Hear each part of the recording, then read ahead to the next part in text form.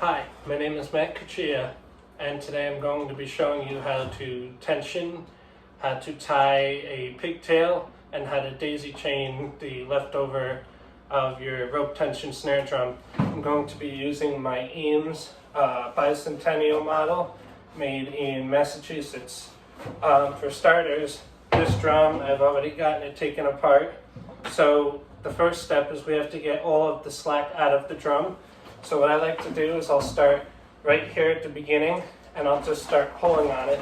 So if you pull and then work your way through and go all the way around the drum, making sure that you get every last little bit. It doesn't have to be perfect, but it's got to be pretty tight. Otherwise the drum will have slack in it and it won't play very good.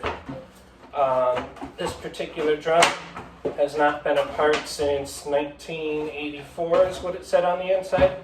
Now here's where it gets tricky. It's trying to pull the rope through the backside.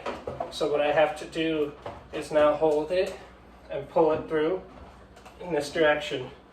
Now that I've gotten a good amount of slack out of this drum, the next step is going to be to create a pigtail to hold this slack from coming back, because if I just let go over here, it's just going to go right back into the drum.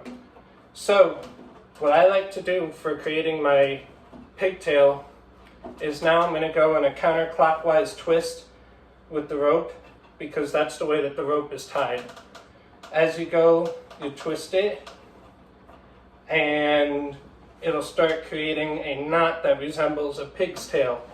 Then as that knot gets longer and longer, it starts pulling the last little bit of slack outside of the drum. So we'll create a pigtail. It doesn't have to be perfect. Chances are you'll have to go around and do this all again.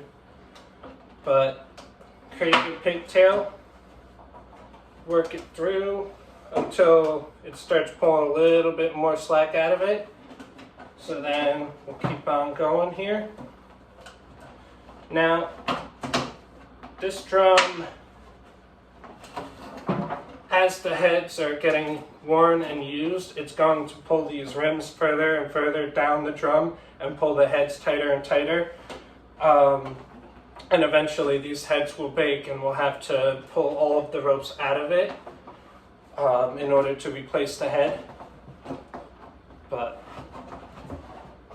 here we go. Alright, so now what I'm going to do is create a quick slip knot so that way I can quickly hold this pigtail from going anywhere. And I'm going to come closer to show you exactly how I've done this here. This is the pig's tail that I've twisted, and then right here is the slip knot that I've created just to hold a little bit of tension on this. Now if you look, this drum has a lot more tension on the ropes. So now that we have that done, what we're going to do is create a daisy chain that goes across the back of the drum for all of this excess rope here. So this part is actually very, very easy.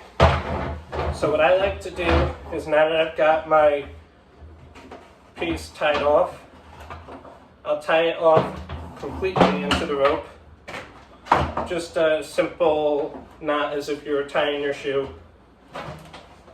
And then what we're going to do is lace up a whole bunch of slip knots. So I like to make one loop and then take the drum rope so that's looped around like this. So I have my finger through here, and I'll make another loop and stick it right through. So now all of a sudden we have this loop that's held here. It's a slip knot. Now if we were to take another loop, I like to hold my fingers right in here, pull it right through, and then keep pulling it straight through. Helps to hold the drum down while you're doing this. And next thing you know, if you keep on doing that, holding it, pulling it through, you get this chain starting to form. Now if you were to start that chain here and run it all the way across, it makes a perfect length little tassel for the bottom of the drum that looks really good and is period correct for a Civil or even Revolutionary War style drum. And with that, once you have your chain, you can take the excess piece of rope, tie it right off to the opposite side of the drum, And then whatever chain is left hanging down at the bottom, just let it hang and it looks great. With that, thank you.